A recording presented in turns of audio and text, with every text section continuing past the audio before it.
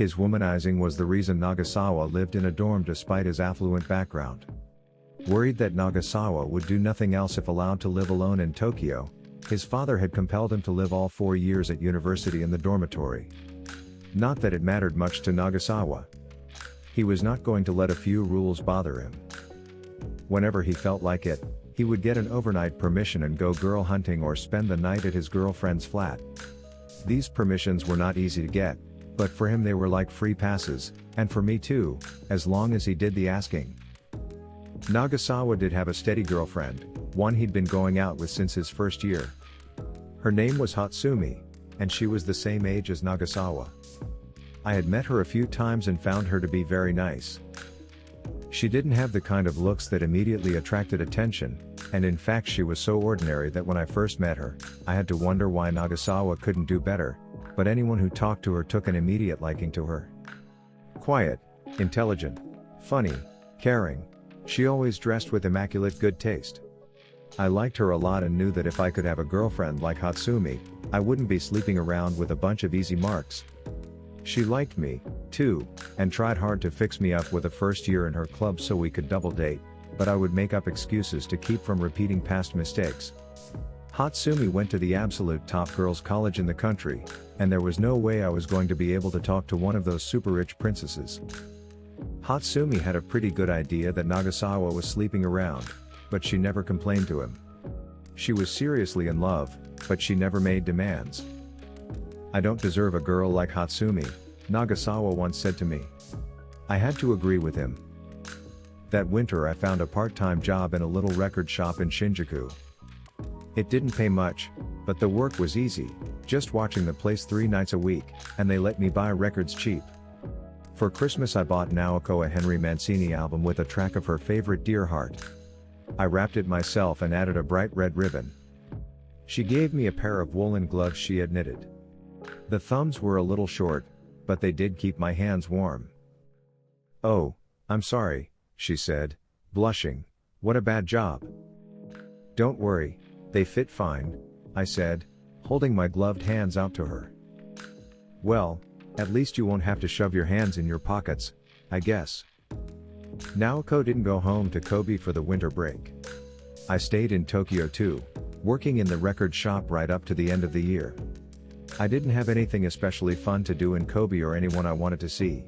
The dorm's dining hall was closed for the holiday, so I went to Naoko's flat for meals. On New Year's Eve we had rice cakes and soup like everybody else. A lot happened in late January and February that year, 1969. At the end of January, Stormtrooper went to bed with a raging fever, which meant I had to stand up Naoko that day. I had gone to a lot of trouble to get my hands on some free tickets for a concert. She had been especially eager to go because the orchestra was performing one of her favorites, Brahms' Fourth Symphony. But with Stormtrooper tossing around in bed on the verge of what looked like an agonizing death, I couldn't just leave him, and I couldn't find anyone stupid enough to nurse him in my place. I bought some ice and used several layers of plastic bags to hold it on his forehead, wiped his sweating brow with cold towels, took his temperature every hour, and even changed his vest for him. The fever stayed high for a day, but the following morning he jumped out of bed and started exercising as though nothing had happened. His temperature was completely normal. It was hard to believe he was a human being. "Weird," said Stormtrooper. "I've never run a fever in my life." It was almost as if he were blaming me. This made me mad. "But you did have a fever," I insisted, showing him the 2 wasted tickets. "Good thing they were free," he said. I wanted to grab his radio and throw it out of the window, but instead I went back to bed with a headache. It snowed several times in February. Near the end of the month, I got into a stupid fight with one of the third years on my floor and punched him. He hit his head against the concrete wall, but he wasn't badly injured, and Nagasawa straightened things out for me. Still, I was called into the dorm head's office and given a warning, after which I grew increasingly uncomfortable living in the dormitory. The academic year ended in March, but I came up a few credits short. My exam results were mediocre, mostly CS and DS with a few BS. Naoko had all the grades she needed to begin the spring term of her second year. We had completed one full cycle of the seasons. Halfway through April, Naoko turned 20.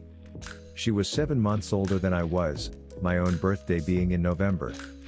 There was something strange about her becoming 20.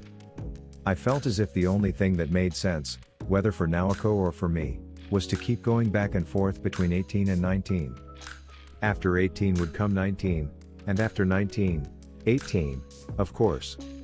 But she turned 20, and in the autumn, I would do the same. Only the dead stay 17 forever. It rained on her birthday. After lectures, I bought a cake nearby and took the tram to her flat. We ought to have a celebration, I said. I probably would have wanted the same thing if our positions had been reversed. It must be hard to pass your 20th birthday alone. The tram had been packed and had pitched so wildly that by the time I arrived at Naoko's room, the cake was looking more like the Roman Colosseum than anything else. Still, once I had managed to stand up the 20 candles I had brought along, light them, close the curtains and turn out the lights, we had the makings of a birthday party. Naoko opened a bottle of wine. We drank, had some cake, and enjoyed a simple dinner. I don't know, it's stupid being 20, she said. I'm just not ready. It feels weird. Like somebody's pushing me from behind. I've got 7 months to get ready, I said with a laugh. You're so lucky. Still 19, said Naoko with a hint of envy. While we ate, I told her about Stormtrooper's new jumper. Until then he had had only one, a navy blue pullover, so 2 was a big move for him. The jumper itself was a nice one, red and black with a knitted deer motif, but on him it made everybody laugh. He couldn't work out what was going on.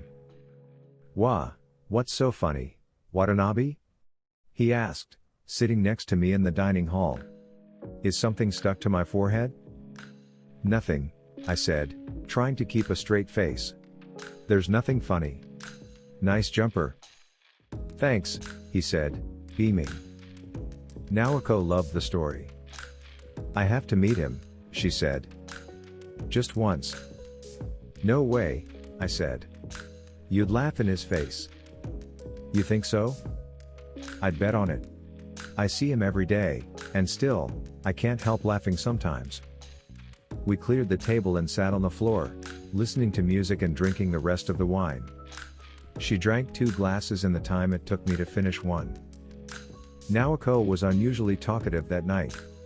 She told me about her childhood, her school, her family. Each episode was a long one, executed with the painstaking detail of a miniature. I was amazed at the power of her memory, but as I sat listening it began to dawn on me that there was something wrong with the way she was telling these stories, something strange, warped even. Each tale had its own internal logic, but the link from one to the next was odd.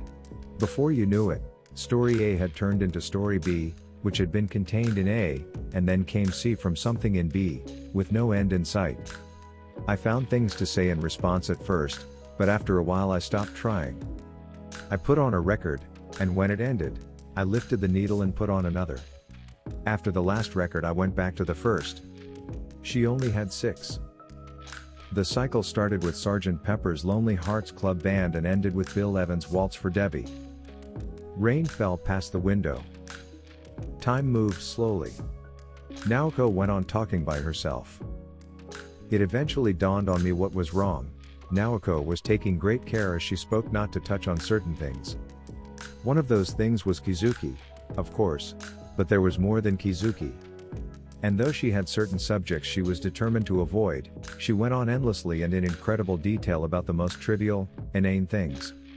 I had never heard her speak with such intensity before, and so I did not interrupt her. Once the clock struck 11, though, I began to feel nervous. She had been talking non-stop for more than 4 hours. I had to worry about the last train, and my midnight curfew. I saw my chance and cut in. Time for the troops to go home, I said, looking at my watch. Last train's coming. My words did not seem to reach her. Or, if they did, she was unable to grasp their meaning. She clamped her mouth shut for a split second, then went on with her story. I gave up and, shifting to a more comfortable position, drank what was left of the second bottle of wine. I thought I had better let her talk herself out. The curfew and the last train would have to take care of themselves. She did not go on for long, though. Before I knew it, she had stopped talking.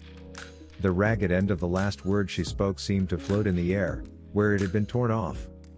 She had not actually finished what she was saying. Her words had simply evaporated. She had been trying to go on but had come up against nothing. Something was gone now, and I was probably the one who had destroyed it. My words might have finally reached her, taken their time to be understood, and obliterated whatever energy it was that had kept her talking so long. Lips slightly parted, she turned her half-focused eyes on mine. She looked like some kind of machine that had been humming along until someone pulled the plug. Her eyes appeared clouded, as if covered by some thin, translucent membrane. "Sorry to interrupt," I said, "but it's getting late," and one big tear spilled from her eye, ran down her cheek and splattered onto a record jacket. Once that first tear broke free, the rest followed in an unbroken stream. Naoko bent forwards on all fours on the floor and, pressing her palms to the mat, began to cry with the force of a person vomiting. Never in my life had I seen anyone cry with such intensity. I reached out and placed a hand on her trembling shoulder. Then, all but instinctively, I took her in my arms. Pressed against me, her whole body trembling, she continued to cry without a sound. My shirt became damp, then soaked, with her tears and hot breath. Soon her fingers began to move across my back as if in search of something, some important thing that had always been there. Supporting her weight with my left arm, I used my right hand to caress her soft, straight hair. And I waited. In that position, I waited for Naoko to stop crying. And I went on waiting. But Naoko's crying never stopped. I slept with Naoko that night. Was it the right thing to do?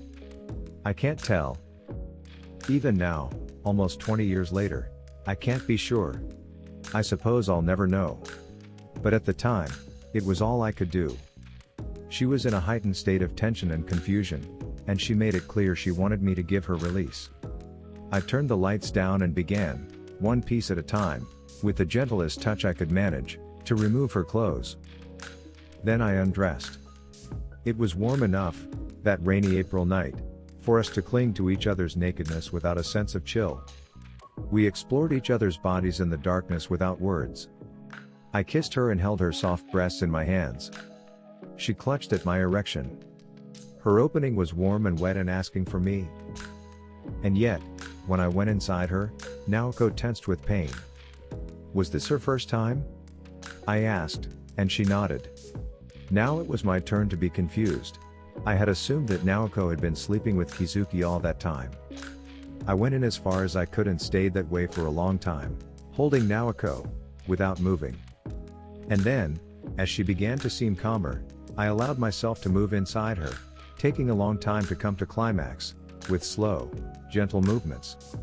Her arms tightened around me at the end, when at last she broke her silence. Her cry was the saddest sound of orgasm I had ever heard. When everything had ended, I asked Naoko why she had never slept with Kizuki. This was a mistake. No sooner had I asked the question than she took her arms from me and started crying soundlessly again. I pulled her bedding from the closet, spread it on the mat floor, and put her in beneath the covers. Smoking, I watched the endless April rain beyond the window. The rain had stopped when morning came. Naoko was sleeping with her back to me. Or maybe she hadn't slept at all.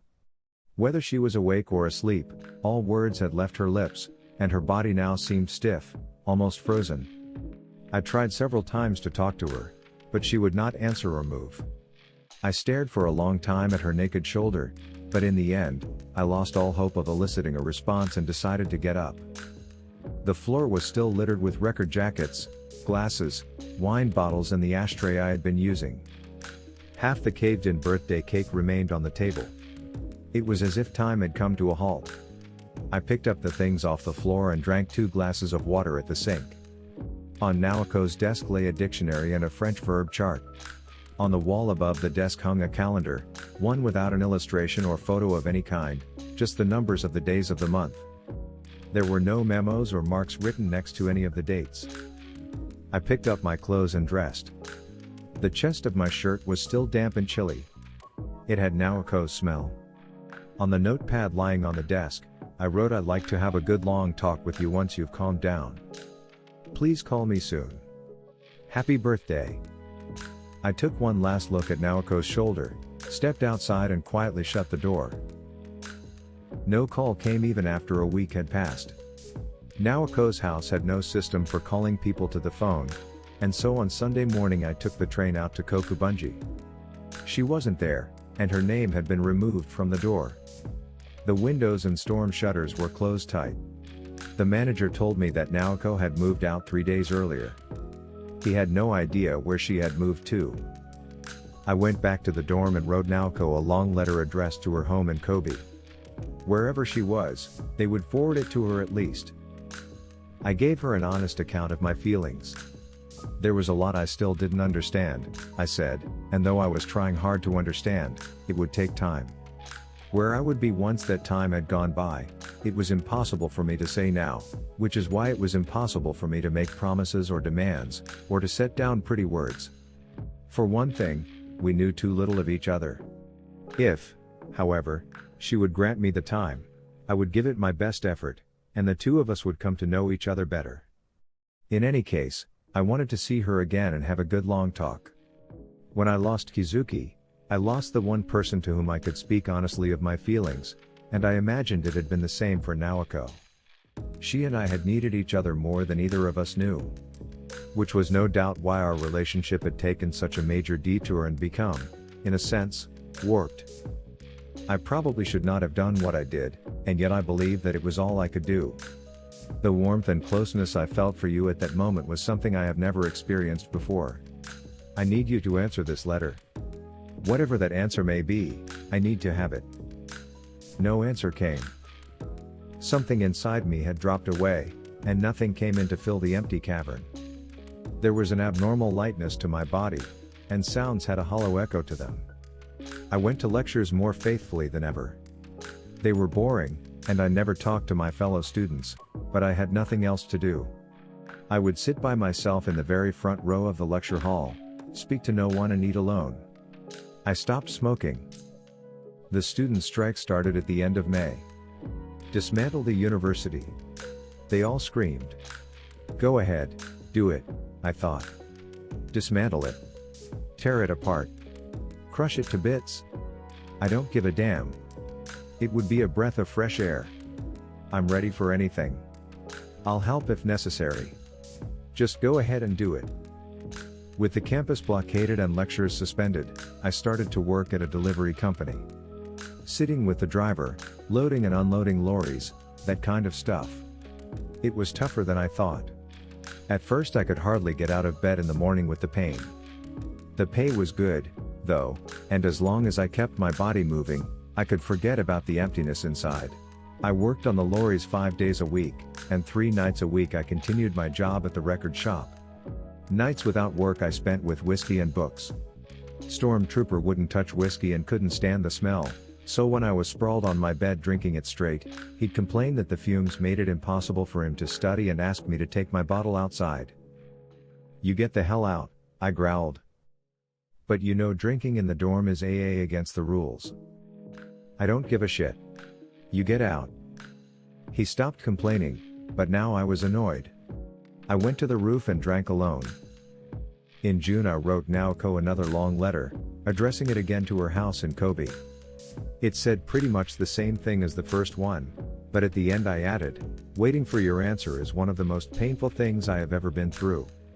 At least let me know whether or not I hurt you. When I posted it, I felt as if the cavern inside me had grown again. That June I went out with Nagasawa twice again to sleep with girls. It was easy both times. The first girl put up a terrific struggle when I tried to get her undressed and into the hotel bed, but when I began reading alone because it just wasn't worth it, she came over and started nuzzling me. And after I had done it with the second one, she started asking me all kinds of personal questions. How many girls had I slept with? Where was I from? Which university did I go to? What kind of music did I like? Had I ever read any novels by Osamu Dazai? Where would I like to go if I could travel abroad? Did I think her nipples were too big? I made up some answers and went to sleep, but next morning she said she wanted to have breakfast with me, and she kept up the stream of questions over the tasteless eggs and toast and coffee. What kind of work did my father do? Did I get good marks at school? What month was I born? Had I ever eaten frogs? She was giving me a headache, so as soon as we had finished eating, I said I had to go to work. Will I ever see you again? She asked with a sad look. Oh, I'm sure we'll meet again somewhere before long, I said, and left. What the hell am I doing? I started wondering as soon as I was alone, feeling disgusted with myself. And yet it was all I could do. My body was hungering for women. All the time I was sleeping with those girls I thought about Naoko, the white shape of her naked body in the darkness, her size, the sound of the rain. The more I thought about these things, the hungrier my body grew. I went up to the roof with my whiskey and asked myself where I thought I was heading. Finally, at the beginning of July, a letter came from Naoko. A short letter. Please forgive me for not answering sooner. But try to understand. It took me a very long time before I was in any condition to write, and I have started this letter at least 10 times. Writing is a painful process for me. Let me begin with my conclusion. I have decided to take a year off from college. Officially, it's a leave of absence, but I suspect that I will never be going back. This will no doubt come as a surprise to you, but in fact I had been thinking about doing this for a very long time. I tried a few times to mention it to you, but I was never able to make myself begin.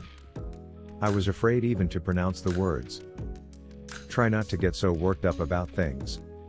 Whatever happened, or didn't happen, the end result would have been the same. This may not be the best way to put it, and I'm sorry if it hurts you. What I am trying to tell you is, I don't want you to blame yourself for what happened with me. It is something I have to take on all by myself. I had been putting it off for more than a year, and so I ended up making things very difficult for you. There is probably no way to put it off any longer. After I moved out of my flat, I came back to my family's house in Kobe and was seeing a doctor for a while. He tells me there is a place in the hills outside Kyoto that would be perfect for me, and I'm thinking of spending a little time there. It's not exactly a hospital, more a sanatorium kind of thing with a far freer style of treatment. I'll leave the details for another letter. What I need now is to rest my nerves in a quiet place cut off from the world. I feel grateful in my own way for the year of companionship you gave me. Please believe that much even if you believe nothing else. You are not the one who hurt me. I myself am the one who did that. This is truly how I feel. For now, however, I am not prepared to see you. It's not that I don't want to see you, I'm simply not prepared for it. The moment I feel ready, I will write to you. Perhaps then we can get to know each other better. As you say, this is probably what we should do, get to know each other better. Goodbye. I read Naoko's letter again and again, and each time I would be filled with that same unbearable sadness I used to feel whenever Naoko herself stared into my eyes. I had no way to deal with it, no place I could take it to or hide it away. Like the wind passing over my body, it had neither shape nor weight nor could I wrap myself in it. Objects in the scene would drift past me, but the words they spoke never reached my ears. I continued to spend my Saturday nights sitting in the hall. There was no hope of a phone call, but I didn't know what else to do with the time. I would switch on a baseball game and pretend to watch it as I cut the empty space between me and the television set in two, then cut each half in two again, over and over, until I had fashioned a space small enough to hold in my hand. I would switch the set off at 10, go back to my room, and go to sleep. At the end of the month, Stormtrooper gave me a Firefly. It was in an instant coffee jar with air holes in the lid and containing some blades of grass and a little water. In the bright room the Firefly looked like some kind of ordinary black insect you'd find by a pond somewhere, but Stormtrooper insisted it was the real thing. I know a Firefly when I see one, he said, and I had no reason or basis to disbelieve him. Fine, I said. It's a Firefly. It had a sleepy look on its face, but it kept trying to climb up the slippery glass walls of the jar and falling back. I found it in the quad, he said. Here? By the dorm? Yeah. You know the hotel down the street?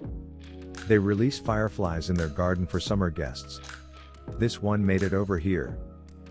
Stormtrooper was busy stuffing clothes and notebooks into his black Boston bag as he spoke. We were several weeks into the summer holidays, and he and I were almost the only ones left in the dorm.